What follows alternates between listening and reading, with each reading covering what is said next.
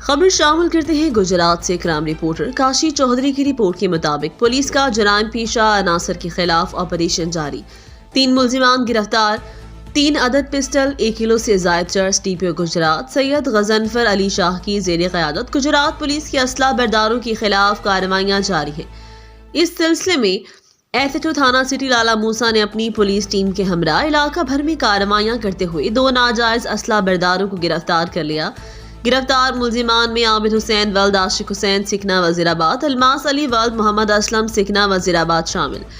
गिरफ्तार मुल्जिमान के कब्जे से 3 अदद पिस्टल, 30 बोर बरामद कर लिए।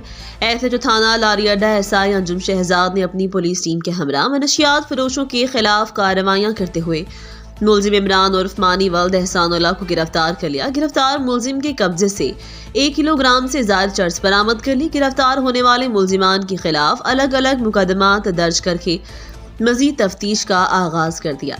मजीद खबरों के लिए देखते रहें रेड न्यूज और पढ़े रोजनामा रेड। ताज़ा तीन अपडेट के लिए विजिट करें हमारी वेबसाइट rednews.pk।